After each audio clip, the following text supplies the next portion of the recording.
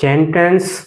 आज आपको जियोग्राफी बताएंगे, जो क्लास 8 की एनसीईआरटी आज तीसरा चैप्टर है। इस चैप्टर में हम क्या पढ़ेंगे? कृषि के बारे में जानकारी इसमें रखेंगे। आज हम इसमें क्या समझेंगे? कृषि के बारे में। अब कृषि के बारे में एकदम पूरा लिखे हैं, एक चैप्टर का पूरा एकदम साधारण भाषा में, एकदम सरल भाषा में। आइए हम इसमें समझेंगे हैं। वैसे तो हम समझे कि पहले तो हम कह सकते हैं कृषि की जो किसान होते हैं, किसान वर्ड से ही हमें मालूम पड़ना चाहिए, क्योंकि भारत में लगभग ये 60 से 70% लोग किसानी काम करते हैं, किसानी काम करते हैं, जो ये बहुत बड़ा जनसंख्या इसमें यानी किसानी का काम करती है। लगभग हम लोग तक ये रोटियां जब पहुंचती हैं सभी लोगों के पास, तो बहुत मेहनत करके लोग इसको उगाते हैं। उतना जितना बीज डालते हैं, खाद डालते हैं, जुताई करते हैं, सिंचाई करते हैं, उतना उसमें से निकल नहीं पाता है। उसमें निकल नहीं पाता है तो उसका क्या अर्थ होता है कि यह धीरे धीरे जब ये कर्ज में डूबने लगते हैं तो वही लेके जा के आत्महत्याएं करने लगते हैं किसान। तो ये गवर्नमेंट भी नहीं देखती है इतना। मतलब हम लोग के लिए सिर्फ एक जैसे बिस्किट आ गया, पावरोटी आ गया, तो अदर चीज़ें जब आके हम लोग को खाते हैं, ये नहीं समझते हैं प्रोसेसिंग कैसे बनता है, क्या है, इनकी जानकारी कहाँ से, मतलब ये इनका मुख्य स्रोत प्राथमिक कहाँ से आया, सेकेंडरी सोर्स कहाँ से आया, ये तो पूरी जानकारी हम इसमें देखते हैं। ठीक है, आइए हम समझेंगे। कृषि पौधों से लेकर उत्पाद तक 3 प्रकार के क्रियाओं से हम लोग के पास पहुंचता है। जैसे मार्केट से संबंधित, मतलब जहां से पैदा होता है, ये 3 क्रियाएं करके मतलब हम लोग के पास आता है। तो वही क्रियाएं दे दिया गया है। इसमें समझेंगे प्राथमिक क्रियाएं, चल नहीं रहा है, क्या है? प्राथमिक क्रियाएं, द्वितीयक क्रियाएं, तृतीयक क्रियाएं। ये क्रियाएं जो होती हैं, प्राथमिक क्रियाएं का मतलब ये होता है, जिसे हम पहले तो समझेंगे प्राथमिक क्रियाएं होती क्या हैं। प्राथमिक क्रियाएं ये होती हैं जैसे कि हम मान लीजिए किसान आदमी हैं, अगर ये हैं किसान हैं, तो अगर हम खेत में अगर गेहूं हम उगा लिए, अगर हम गेहूं उगा लिए, उगाने के बाद उगा के रख लिए, तो ये हमारा क्या हो गया? ये क्या हो गया? ये उगा के बेच दिए, ये हमारा क्या हो गया? ये प्राथमिक स्रोत हो गया। यानी कोई इसमें कुछ मिलावट नहीं है। मिलावट मतलब कि इसका कोई मशीनीकरण नहीं हुआ है। अब हम उत्पाद करके बेच दिए, ये क्या हो जाएगा? हमें ये प्राथमिक हो जाएगा। और सेकेंडरी सोर्स तो सेकंड में कब आएगा हमें? जब हम बेच देते हैं तो ये बड़े बड़े कारखानों में चले जाता है। जैसे कि वहाँ उद्योग लगे हुए हैं, वहाँ से कह सकते हैं बिस्किट बनाया जा रहा है, पावरोटी बनाया जा रहा है, अदर चीजें बनाई जा रही है। मतलब एक मार्केट के लिए पूरा सजा के तैयार किया जा रहा है। उसको हम क्या कह सकते हैं? उसको हम क्या कहेंगे? ये हम कहेंगे द्वितीयक स्रोत हम कहेंगे, द्वितीयक स्रोत कहेंगे। तो ये हम समझ सकते हैं कि ये द्वितीयक स्रोत है, मतलब मार्केट के लिए सभी सामान को इकट्ठा करना। और तृतीयक स्रोत में वो होता है जो मार्केट में सप्लाई करना, मतलब कह सकते हैं कि जनता के पास पहुंचाना, ये पब्लिक के पास पहुंचाना। जैसे मार्केटिंग हो गया, जैसे हम लोग आपके लिए ब्रेड मिलता है, हम लोग खाते हैं, यह क्या आ जाएगा? तृतीयक स्रोत, तृतीयक क्रियाएं हो जाती हैं, स्रोत हो जाता है हम लोग के पास। ठीक है, इधर समझ में आया? प्राथमिक स्रोत किसान उगाता है, उगा के बेच देता है। वही द्वितीयक में क्या है? द्वितीयक जब पहुंचता है तो द्वितीय वाले के पास पहुंचेगा तो क्या काम करेगा? उसको फैक्ट्री में लगा के उसको एक नया रूप दे देगा, बना देगा, बिस्किट बना देगा, पावरोटी बना देगा, अदर चीजें बना देगा। तो बनाने के बाद उसको इकट्ठा करके मार्केटिंग के लिए रखता है, द्वितीयक हो जाता है। तृतीय में तीसरे चक्कर में क्या करता है? तृतीय के स्थान पे वह करता है जैसे मार्केट के लिए तैयार करता है, मार्केट में बेच देता है। ठीक है, तो यही हमें समझाने का मतलब था। तृतीयक में मार्केटिंग आता है, जैसे बैकिंग, ये सब अदर चीजें आ जाती है। जैसे हम लोग के पास सप्लाई पहुंचता है, मार्केट से पहुंचता है कोई चीज, वो तृतीयक में आती है। ठीक है, तो ये हो गया, इतना समझ में आया होगा आपको। अब ये हम समझते हैं, पहले तो ये छोटा सा हम लिख लिए हैं अतिरिक्त में। इसके बारे में थोड़ा आप समझिएगा कि कृषि के बारे में दिया हुआ है। जैसे एग्रीकल्चर जो होता है, एग्रीकल्चर तो हम समझते हैं, इसको प्लस करके पॉइंट लिख दिए हैं। ये एग्रीकल्चर जो होता है ये कृषि से होता है, ये कृषि होती है। एग्रीकल्चर तो आप समझते हैं कृषि होती है। और सेरीकल्चर जो होता है, सेरीकल्चर जो होता है ये होता है ये होता है, क्या होता है,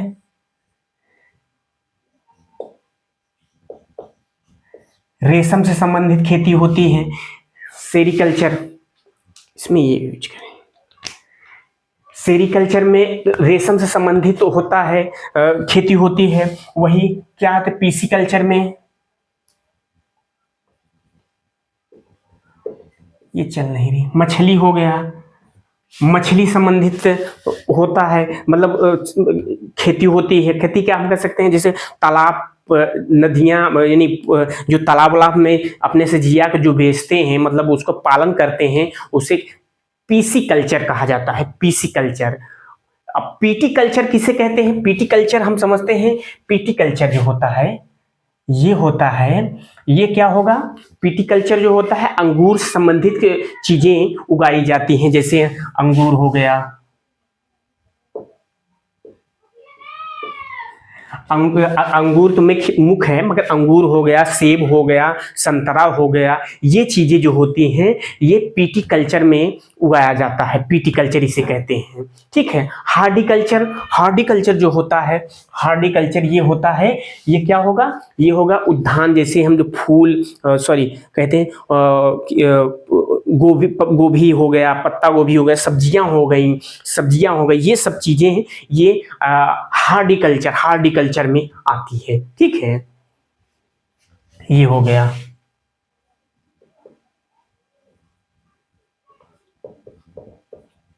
सब्जियां हो गई। ठीक है, ये तीनों समझ में आया।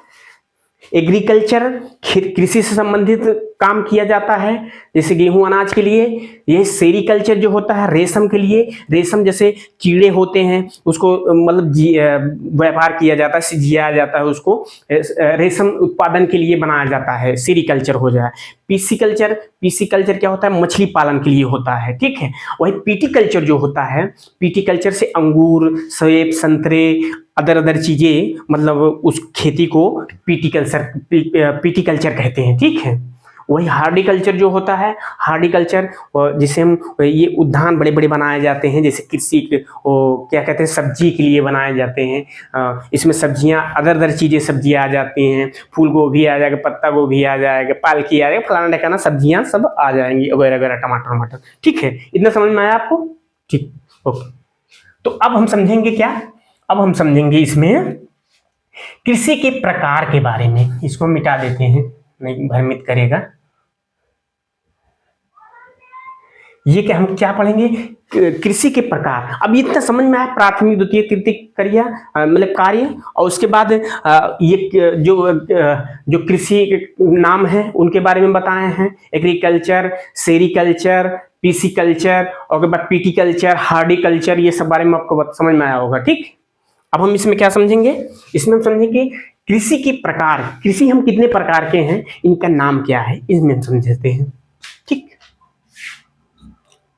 हम समझते हैं कृषि के प्रकार जो होते हैं, कृषि की दो प्रमुख प्रकार हैं, कृषि के दो प्रमुख प्रकार हैं, जिसमें से हम पहला प्रकार क्या आ जाएगा, निर्वाह कृषि आ जाएगा, और दूसरा वाणिज्यिक कृषि आ जाएगा। ये वाणिज्यिक कृषि और वह निर्वाह कृषि। अब निर्वाह कृषि में भी दो प्रकार के हैं। ठीक है, एक एक करके हम समझेंगे, आप ध्यान समझते चलना। ठीक है। अब ये निर्वाह कृषि जो हो गया, निर्वाह कृषि पहले हम देखते हैं, पहले ये वाला देखेंगे हम। निर्वाह कृषि दो भागों में बांटा जाता है निर्वाह कृषि को, जिसमें से गहन निर्वाह कृषि, आदिम निर्वाह कृषि। ठीक है, गहन निर्वाह कृषि और आदिम निर्वाह कृषि, दो प्रकार की कृषि में हम बांटते हैं निर्वाह कृषि को। अभी वाणिज्यिक नहीं पढ़ा रहे हैं, वाणिज्यिक को हम इस पीछे यहाँ बताएंगे हम। ठीक है, पहले हम निर्वाह कृषि में दो प्रकार, गहन निर्वाह कृषि और आदिम निर्वाह कृषि के बारे में समझेंगे। ठीक, हम पहले समझते हैं क्या, गहन निर्वाह कृषि में हम समझते हैं क्या, गहन निर्वाह कृषि में। गहन निर्वाह कृषि में किसान एक छोटे से भूखंड में साधारण औजार अधिक पालन पोषण के लिए करते हैं, अधिक श्रम से खेती करते हैं। मतलब गहन निर्वाह कृषि में एक शब्द आता है कि गहन मतलब मेहनत, छोटे किसान लोग काम करते हैं इसमें। जैसे हम आप जैसे 1-8 बीघा खेत हुआ, ये सब लेके वह अपने बच्चों या अपने परिवार की पालन पोषण के लिए वह अपने बच्चे या पालन पोषण के लिए वह किसानी कर रहा है, खेती कर रहा है। तो वह क्या है, गहन निर्वाह कृषि, अधिक मेहनत कर रहा है बेचारा, दिन भर मेहनत कर रहा है, अलग अलग फसलें बो रहा है, तरह तरह की फसलें बो रहा है। उसमें कहीं थोड़ा से टमाटर लगा दिया, आलू लगा दिया, लौकी लगा दिया, ये लगा दिया, वो लगा दिया, बस वो मतलब अपने जीवन को यापन के लिए छोटी छोटी मशीनें, छोटी छोटी मशीनें मतलब है कहीं मशीन लगा दिया, खुरपी लेकर हाथ से काम कर रहा है, अधिक कह सकते हैं अधिक श्रम कर रहा है, अधिक मेहनत कर रहा है। तो वही कह रहा है श्रम से खेती करता है, एक वर्ष में एक से अधिक फसलें उगाते हैं और परिवार के लिए, अपने पालन पोषण के लिए गहन निर्वाह कृषि में करते हैं। इतना ध्यान देना, गहन निर्वाह कृषि वो छोटा किसान होता है जो अपनी परिवार के पालन पोषण के लिए अपने से स्वयं मेहनत करता है। इसमें घर के परिवार के लोग लगे रहते हैं, सब लोग लगे रहेंगे, वो मेहनत कर रहे हैं और एक ही समय में अलग अलग फसलें बोने लगेगा। थोड़ा सा भिंडी बो दिया, आलू बो दिया, तरोई बो दिया, वो बो दिया, सब बो देता है। ठीक है, एक गहन निर्वाह कृषि हो गया, ये गहन निर्वाह कृषि हो गया। अब हम समझते हैं आदिम निर्वाह कृषि के बारे में। आदिम निर्वाह कृषि के बारे में समझेंगे, अभी ये समझेंगे। ठीक है, ये पहले हम इसको समझते हैं। ये इसमें हम समझते हैं आदिम निर्वाह कृषि में स्थानांतरी कृषि आती है, चलवासी कृषि आती है, शामिल है। अब इसमें स्थानांतरी कृषि और चलवासी कृषि के बारे में, इसमें भी 2 भाग, आदिम निर्वाह कृषि में 2 भाग कर दिया गया है। इतने में समझना, ध्यान समझना आप बस। तो स्थानांतरी कृषि और के बाद चलवासी कृषि। अब समझते हैं स्थानांतरी कृषि जो होती है, स्थानांतरी कृषि जो होती है, इनके बारे में समझते हैं हम। स्थानांतरी कृषि जो होती है, यह जो कृषि होती है, यह अमेजन बेसिन के संघन क्षेत्रों में किया जाता है। जैसे कह सकते हैं स्थानांतरी कृषि होती है कि जैसे एक जगह से दूसरी जगह कृषि काम करना। जैसे हमारे प्राचीन काल में आज भी लोग कर रहे हैं, प्राचीन काल में भी होता था, आज भी लोग कर रहे हैं। कुछ जो लोग जंगल में रहते हैं वह मतलब कह सकते हैं कि यहाँ अगर कृषि करना है तो यहाँ कर जाके मतलब जंगल को, उसको झाड़ ओड़ को काटेंगे, पेड़ ओड़ को काट देंगे, काटने के बाद उसको जला देते हैं, उसको जला दिया जाएगा। ठीक है, जला दिए, उसके पोषक तत्व जो राख का बचा हुआ हर एक चीज होता है वो जल जाता है। जलने के बाद वहां खेती की जाती है, तो उसमें क्या है, अच्छे अच्छे पोषक तत्व होते हैं जो पेड़ों को बहुत अधिक, पौधों को अधिक मतलब उपजाऊ बना देते हैं, पेड़ों को अच्छा बड़ा बना देते हैं, मजबूत बना देते हैं। तो इसके लिए वहाँ कृषि अच्छी होती है, उससे अच्छी होती है। तो उसे फिर वहाँ से छोड़कर फिर दूसरे जगह चले जाएंगे, फिर वही काम करेंगे, बड़े बड़े पेड़ को काट देंगे, झंखाल को आग लगा देंगे, फिर जोता के चले जाएंगे। और वहाँ जो छूटा रहेगा, जब जहाँ से छोड़ के जा रहे हैं, मान लीजिए कि यहाँ से मान लीजिए कि एक हिसाब से हम बता रहे हैं, अब मान लीजिए यहाँ जंगल है। ठीक है, आप ध्यान से देखते चलिए। अब मान लीजिए यहाँ जंगल है, अब यहाँ से यहाँ जंगल है, अब इसको पेड़ को एको काट देंगे, पूरा काट देंगे। काटने के बाद यहाँ आग लगा देंगे, आग लगाने के बाद कृषि काम करेंगे, खेती उती करेंगे। उसके बाद फिर यहाँ चले जाएंगे, फिर यहाँ जंगल है। ठीक है, अब यहाँ फिर आएंगे, फिर यही प्रोसेस करेंगे। और यहाँ जो छुट्टी जगह है, यहाँ से जो छुट्टी जगह है ये वाली, अब ये धीरे धीरे फिर यहाँ पेड़ उगने चालू हो जाएंगे। तब धीरे धीरे पेड़ जब उग जाएंगे तो ये क्या होगा, उपजाऊ हो जाएगी, मिट्टी उपजाऊ हो जाएगी। फिर यहाँ से इसको काटेंगे, फिर जलाएंगे, फिर उगाएंगे पेड़, फिर ऐसे चलते जाएंगे। इसको क्या कहेंगे हम, स्थानांतरी कृषि कहेंगे, जो अमेजन जंगलों में, बड़े बड़े जंगलों में पाए जाते हैं, किए जाते हैं कृषि। ठीक है, ऐसा होता है। ये वाला हो गया। अब हम ये वाला हो गया। अब हम समझते हैं क्या चलवासी कृषि के बारे में। चलवासी कृषि जो होती है, चलवासी पशुचारण की ये जो होते हैं, इनकी जो कृषि होती है, कह सकते हैं ये अपने अपने जानवरों के पीछे पीछे चलते हैं। यह मतलब कह सकते हैं एक जगह से दूसरी जगह जाना, जिसे हम समझते हैं सहारा के रेगिस्तान में, अर्धशुष्क प्रदेशों में जिसे अधिक गर्मी और ठंडी कम ठंडी रहती है, ये चलवासी पशु जो होते हैं, ये जैसे आज हम अपने यानी पशुओं के लिए चारा के लिए एक जगह से दूसरी जगह जाते हैं। जैसे यहाँ के चारा अगर हम रुक जाते हैं, यहाँ अगर खत्म हो जाएगा तो यहाँ से जाके फिर दूसरी जगह रहने लगेंगे। फिर वहाँ का चारा मतलब उनके जानवर चरेंगे, वो अपने से कुछ न कुछ बो देंगे खाने पीने के लिए, वहीं पे कुछ दिन रहेंगे फिर चले जाएंगे आगे। तो इनका क्या है, इनका मतलब पशुचारण एक जगह से दूसरी जगह होता रहता है। तो वही कह रहा, सारा रेगिस्तान में अर्धशुष्क और शुष्क प्रदेशों में पाया जाता है, जो मध्य एशिया भारत के कुछ स्थानों में भी पाया जाता है, जैसे राजस्थान, जम्मू एंड कश्मीर में ये अलग अलग जगह ऐसे काम करते हैं। ठीक है, इतना समझ में आया है आपको? चलवासी पशुचारण के बारे में आप समझें। ठीक है, ऐसा होता है कि एक जगह से दूसरे जगह, अब इनके जानवरों को क्या है, जानवरों के लिए एक प्रकार से शोध के रूप में उनसे दूध दही मिलती है, मांस भी मिलता है लोगों को, जैसे जो खाने योग्य होता है वो खाते पीते हैं, ये सब मतलब इनको मिलता रहता है। तो आइए हम ये हो गया। अब हम समझेंगे क्या, हम समझेंगे वाणिज्यिक कृषि के बारे में। अब हम क्या है, वाणिज्यिक कृषि के बारे में समझेंगे। निर्वाह कृषि के बारे में समझ लिए, अब हम क्या इसको बारे में समझेंगे, ये वाले की वाणिज्यिक कृषि के बारे में। ये हमारा क्या है, हो गया। वाणिज्यिक कृषि में हम समझेंगे, क्या समझेंगे, वाणिज्यिक कृषि में फसल उत्पाद और पशुपालन बाजार हेतु किया जाता है। मतलब इसमें जो फसल उगाए जाते हैं और पशुपालन किए जाते हैं, ये बाजार के लिए तौर पे किए जाते हैं, ये खाने पीने के योग के लिए नहीं क्या मतलब कह सकते हैं, खाते हैं, मतलब ये मतलब कह सकते हैं बड़े पैमाने पे करते हैं। बड़े पैमाने का मतलब भाई कितना खाओगे आप, कितना खाओगे, अगर अधिक ज़्यादा है तो उसको बेचना पड़ेगा आपको, बिना बेचे कहाँ का काम चलेगा, उससे ही अपने जीवन यापन करते रहते हैं ये सब।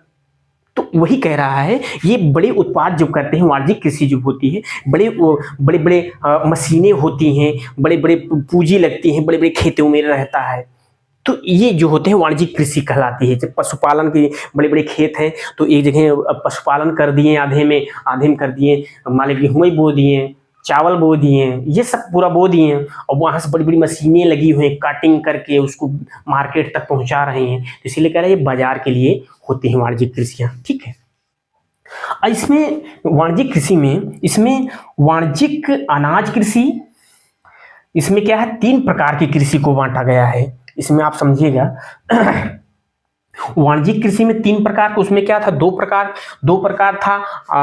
जो आदिम निर्वाह कृषि में भी 2 प्रकार कर दिया गया था, मगर इसमें क्या है, इसमें हम समझेंगे, अच्छे समझेंगे, इसमें जो समझेंगे वो इसमें 2 प्रकार के समझेंगे, 3 प्रकार के। वाणिज्यिक अनाज कृषि हो गया, मिश्रित कृषि, रोपण कृषि के बारे में समझेंगे हम। एक एक करके लिखे हुए हैं, इसको हम आपको एकदम सरल भाषा में समझाएंगे। ठीक है, वाणिज्यिक अनाज कृषि और मिश्रित कृषि, रोपण कृषि होती है ये। अब हम समझेंगे वाणिज्यिक अनाज कृषि के बारे में।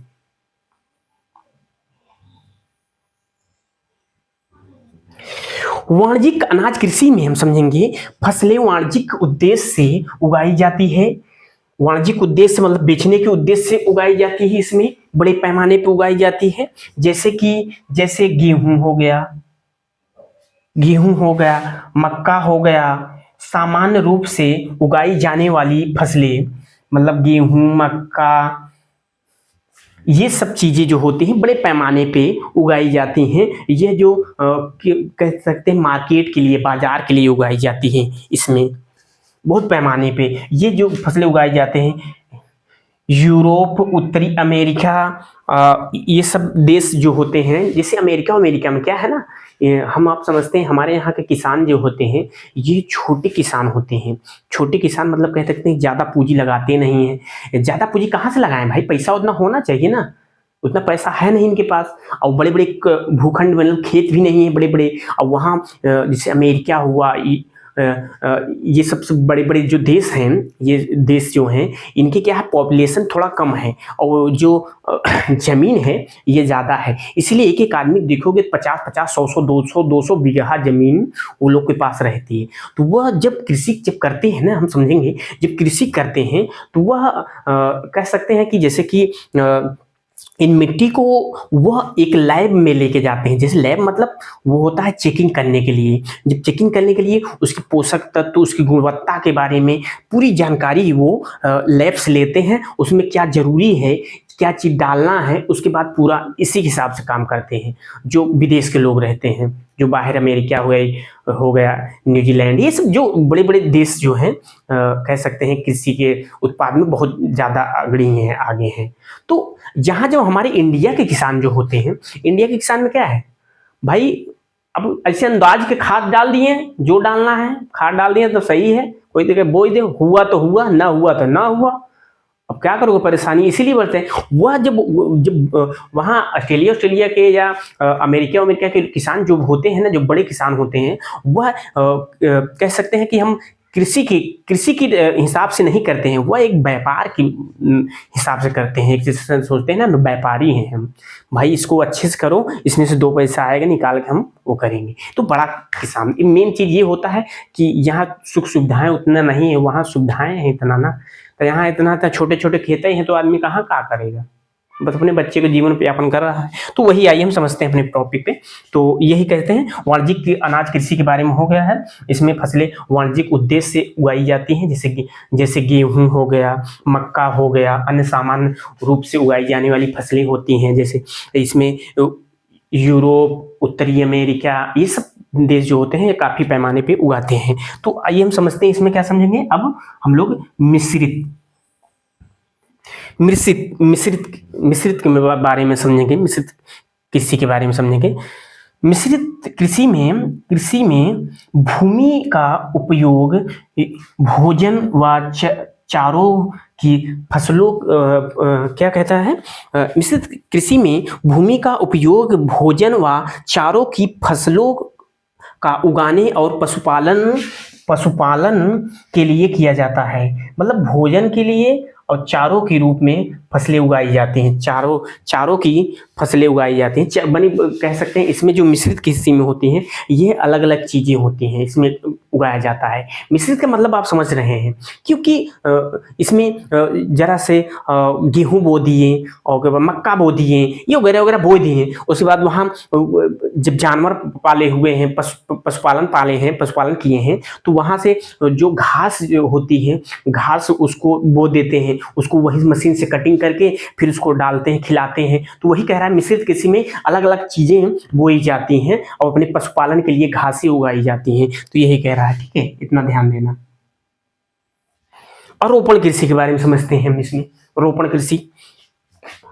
कृषि के बारे में क्या है। रोपण कृषि में वाणिज्यिक कृषि का एक प्रकार है। वाणिज्यिक कृषि का एक प्रकार हम समझ सकते हैं रोपण कृषि होती है, प्रकार है जहां चाय, कहवा, काजू, रबड़, केला अथवा कपास की फसलें उगाई जाती हैं। क्या क्या उगाई जाती हैं?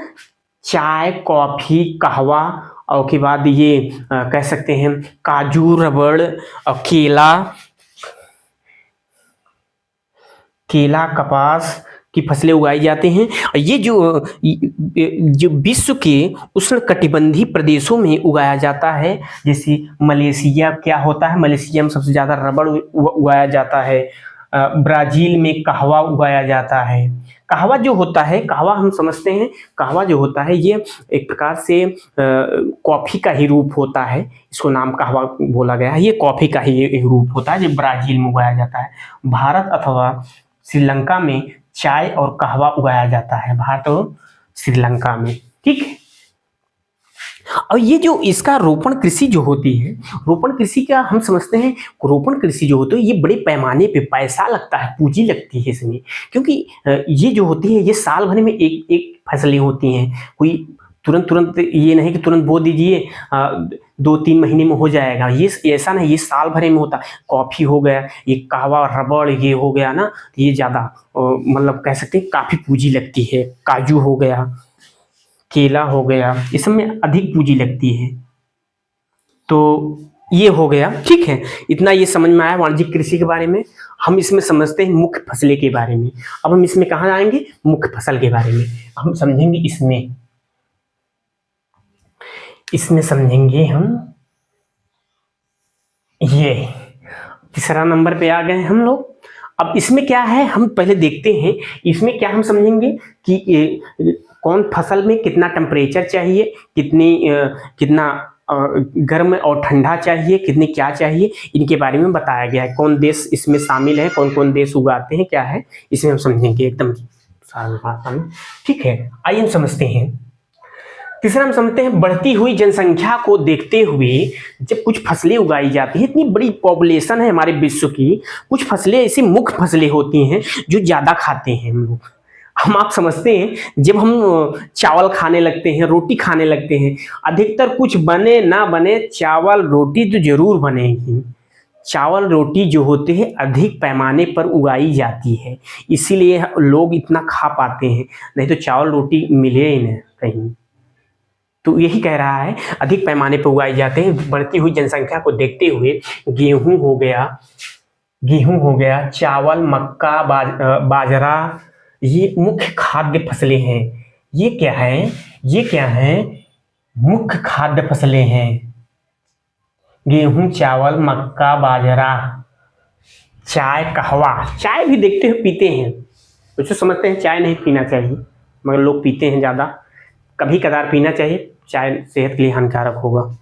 तो वही कहते हैं बाजरा, ये सब जो 3-4 फसलें जो है, गेहूं, चावल, मक्का, बाजरा, चाय, कहवा, ये सब जो चीज़ें होती हैं हमारे दैनिक जीवन में रेगुलर चलती रहती हैं, मतलब बराबर। तो वही कह रहा है ये जरूरी हो जाती है। चाय, कहवा मुख्य पेय पदार्थ हैं, ये जो पेय पदार्थ हैं, पीने वाले पदार्थ हैं, ठीक है। तो वही कह रहा है। अब देखते हैं हम इसमें क्या, चावल के बारे में समझते हैं। चावल जो होता है, चावल विश्व की मुख्य खाद्य फसलें हैं। विश्व की सबसे मुख्य खाद्य फसलें चावल हो जाती हैं। उष्णकटिबंधीय और उपोष्णकटिबंधीय प्रदेशों का मुख्य आहार है। उष्णकटिबंधीय, उपोष्णकटिबंधीय प्रदेशों को मतलब कह सकते हैं कि हम ठंडे गर्म प्रदेशों में जो होते हैं तो चावल का मुख्य भोजन हो जाता है। जो ये होता है कि काफ़ी लोग खाते हैं, यहाँ चावल जो होती है अधिक होती है, क्योंकि ठंडा और गर्म की आवश्यकताएं होती है इसकी। तो उष्णकटिबंधीय कह रहा है, उष्णकटिबंधीय प्रदेश का मुख्य आहार है चावल के लिए उच्च तापमान, अधिक आर्द्रता एवं वर्षा की जरूरत होती है। अधिक वर्षा की जरूरत होती है, ठीक है। अधिक वर्षा के भाई धान है, धान अगर हम बोएंगे तो अधिक वर्षा, उच्च तापमान की जरूरत होती है धान के लिए, जिसमें से कौन कौन आता है? चीन आता है, भारत, जापान, श्रीलंका, मिस्र, ये ऐसे देश हैं, यहाँ सबसे ज्यादा उगाई जाती हैं। चावल के बारे में उगाया जाता है, ठीक है। इसमें क्या हम समझे, विश्व की मुख्य खाद्य फसलें होती हैं जो चावल होती हैं। ये उष्णकटिबंधीय और उपोष्णकटिबंधीय प्रदेश का मुख्य आहार माना जाता है, जो चावल के लिए उच्च तापमान, अधिक आर्द्रता एवं अधिक वर्षा की जरूरत होती है। उच्च तापमान, अधिक वर्षा की जरूरत होती है। इसमें जो चीन, भारत, जापान, श्रीलंका और मिस्र इसके अग्रणी हैं, सबसे आगे उगाने वाले, ये सब सबसे ज्यादा उगाई जाती है चावल। अब हम क्या समझेंगे, इसमें हम क्या समझेंगे, गेहूं के बारे में। गेहूं क्या है? गेहूं के लिए मध्य तापमान एवं कम वर्षा, गेहूं के लिए मध्य तापमान एवं वर्षा जो होती, वर्षा भी चाहिए। फसल के लिए कटाई के समय तेज धूप होना जरूरी होता है। मतलब कह सकते हैं कि जब ठंडी में हम बोते हैं गेहूं, अब ठंडी में बो दिए हैं ठंडी गेहूं में बो दिए हैं, मगर ये जब कटाई के समय अधिक तापमान की जरूरत होती है, इसे नहीं फूटेगा नहीं, ठीक है। ये धूप जो है इनके लिए काफ़ी ज़रूरी होती है। तो वही कह रहा है गेहूं के लिए मध्य तापमान एवं वर्षा फसल के कटाई के समय तेज धूप की आवश्यकता होती है। तेज धूप की आवश्यकता होती है। गेहूं संयुक्त राज्य अमेरिका, कनाडा, अर्जेंटीना, रूस, यूक्रेन, ऑस्ट्रेलिया, भारत उगाने वाले सबसे ज़्यादा हैं गेहूं के उत्पादन में। ठीक है, गेहूं इसमें क्या है, गेहूं के लिए मध्य तापमान होना चाहिए, वर्षा भी जरूरी होती है भाई, पानी 2-3 पानी लेगा, वो इतना पानी लेगा। फसल के कटाई के समय अच्छी खासी धूप होनी चाहिए। ठीक, तेज धूप होनी चाहिए, आवश्यकता पड़ती है। गेहूं संयुक्त राज्य अमेरिका भी उगाता है, सबसे बड़े पैमाने पे सब उगाते हैं। कनाडा है, अर्जेंटीना है, रूस है, यूक्रेन, ऑस्ट्रेलिया, भारत। इस बारे में हो गया। अब हम समझते हैं इसके बारे में, मिलेट। मिलेट क्या होता है? ये अटपटा नाम है, मगर ये अटपटा नाम है, ये सब क्वेश्चन बना देता है, जिसे हर एक परीक्षाओं में बना सकता है। कोई ये नहीं कि यूपी टेट सी टेट बस नहीं, ये एनसीईआरटी पढ़ा रहे हैं। एनसीईआरटी जो होती है ना, एनसीईआरटी यहाँ पीसीएस की तैयारी करने, आईएएस की तैयारी करने वाले बच्चे पढ़ते हैं, सभी लोग पढ़ते हैं। क्यों पढ़ते हैं? एक बेस होता है, एक पावर होती है, इसकी सरकारी डाटा होता है। इसमें कोई अगर लिखा हुआ है, अगर कुछ भी दिक्कत है तो हम इसको चैलेंज कर सकते हैं। यहाँ नहीं, कोर्ट तक चैलेंज कर सकते हैं, क्योंकि सरकारी किताब है। सरकार में अगर इसको लिखाया है तो जिम्मेदारी के तौर पर लिखाया गया है। इसका डाटा जो होता है वो मान्य होगा। अगर यहाँ का डाटा अगर ये गलत हो जाएगा तो पक्का है कि क्या बोलते हैं, आप केस कर दीजिए, पक्का पूरा नंबर मिलेगा। जितना कटा हुआ है उसके बदले दे देगा नंबर। बस एनसीईआरटी सही होनी चाहिए बस। तो वही कह रहा है। आइए हम समझते हैं मिलेट के बारे में। मिलेट जो होते हैं, मिलेट ये मोटे अनाज के लिए जाने जाते हैं। ये क्या मिलेट में क्या है, ये है मोटे अनाज के लिए जाने जाते हैं। मोटे अनाज के लिए जाने जाते हैं। ये कम उपजाऊ और बलुआ मिट्टी में, मृदा में पाए जाते हैं। ये मोटे अनाज जो होते हैं कम उपजाऊ, जैसे कहते हैं ना यार, ऊंच खाल है यार खेतवा में, बजरिए छीट दो। तो ये जो मोटे अनाज जो होते हैं ये कहीं भी हो जाते हैं। ये कम उपजाऊ, जैसे बालू क्षेत्र ज़्यादा रहेगा तो ये बहुत अधिक होते हैं। बलुहा क्षेत्र में, बलुही मिट्टी अगर रहेगी तो यहाँ अधिक होते हैं। बलुई क्षेत्र में कम वर्षा भी जरूरत होती है इनको, कम वर्षा की जरूरत है। उच्च से मध्य तापमान होना चाहिए, उच्च से और मध्य तापमान होना चाहिए। पर्याप्त सूर्य की किरणें मिलनी चाहिए उसे। पर्याप्त सूर्य की किरणें मतलब सूर्य की किरणें भी होनी चाहिए, एकदम ठंडा प्रदेश नहीं होना चाहिए। आवश्यकता होती है, यानी किरणों की आवश्यकता होती है। ज्वार आते हैं इसमें, बाजरा आते हैं, रागी आती है। भारत जो ज्वार बाजरा रागी जो होती हैं ये मिलेट जो होता है, मिलेट में आते हैं। मिलेट कृषि जो होती है इसमें आते हैं। मोटे अनाज आते हैं। मिलेट न जान रहे, मिलेट मतलब क्या होगा, मोटे अनाज होते हैं। ज्वार बाजरा और के बाद रागी होती है, ये सब होता है। ठीक, इसके बारे में दिया है। और इसमें क्या है, भारत है, नाइजीरिया है, चीन है, नाइजर है, इसके अन्य उत्पादक देश भी हैं मोटे अनाज के लिए, ज्वार बाजरा रागी जो होती है। तो यही दिया है मिलेट के बारे में। आइए हम समझते हैं इसमें मक्का के बारे में। अब समझेंगे हम, क्या समझेंगे, हम मक्का के बारे में समझेंगे। मक्का क्या होता है? इसके लिए मध्य तापमान, इसके लिए क्या चाहिए, मध्य तापमान होना चाहिए, न ज्यादा ठंडी न गर्म होना चाहिए। मध्य तापमान, वर्षा और अधिक धूप भी होनी चाहिए मक्का के लिए। मृदा उपजाऊ होनी चाहिए। ये इसका उत्पादक देश कौन कौन से हो जाते हैं इसमें हम समझते हैं। उत्तरी अमेरिका, ब्राजील, चीन, रूस, कनाडा, भारत और मैक्सिको। इतने देश हैं जो इसको उत्पादक करने में मतलब अधिक उत्पादन करते हैं मक्का। उत्तर अमेरिका, ब्राजील, ये सब याद करना। उत्तर अमेरिका, ब्राजील, चीन, रूस, कनाडा, भारत और मैक्सिको जो होते हैं ये मक्का उत्पादन में अधिक उत्पादन, मतलब अधिक उत्पादन करते हैं मक्का। इसके लिए क्या है, मध्यम तापमान होना चाहिए, मध्यम तापमान होना चाहिए, और न ज़्यादा होना चाहिए न कम होना चाहिए। अधिक धूप होनी चाहिए, उपजाऊ मृदा होनी चाहिए। ऐसे मृदा रहेगी तो नहीं होगा, मिट्टी जो पता चले उपजाऊ नहीं ना तो हो ही नहीं कहीं, जान ले। तो यही हो जाता है। अब हम समझते हैं इसमें क्या, कपास के बारे में। कपास जो होता है यह होता है भैया, इसके लिए उच्च तापमान, इसके लिए उच्च तापमान गर्मी होनी चाहिए, उच्च तापमान, हल्की वर्षा और 200 से 210 दिन में तेज चमकती धूप की जरूरत होती है।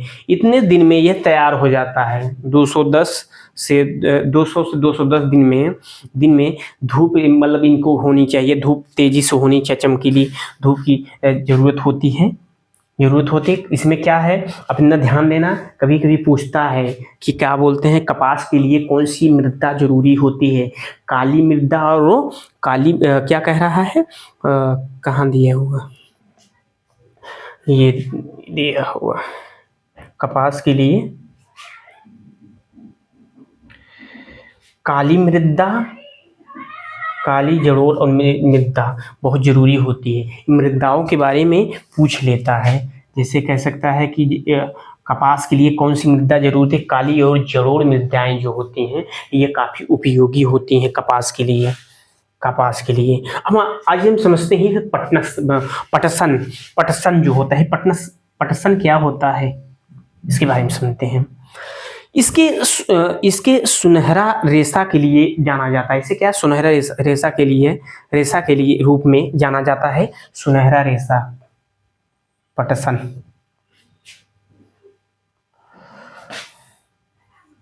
पटसन जो होता है सुनहरा रेशा के रूप में जाना जाता है। इसको किसमें ज़्यादा होता है, ये जलोढ़ मृदा होनी चाहिए, जरूरत होती है जलोढ़ मृदा की, और उच्च तापमान और भारी वर्षा की जरूरत होती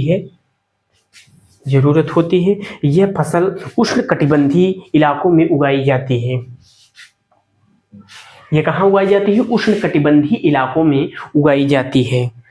पटसन जो होती है, पटसन इस सुनहरा रेशा के लिए जाना जाता है, कह सकते हैं जलोढ़ मृदा में उगाई जाती है। उच्च तापमान की जरूरत होती है, भारी वर्षा की जरूरत होती है। ये उष्णकटिबंधीय प्रदेशों में ज्यादा उगाई जाती है। ठीक है, शायद आशा है कि आपको समझ में आया होगा। धन्यवाद।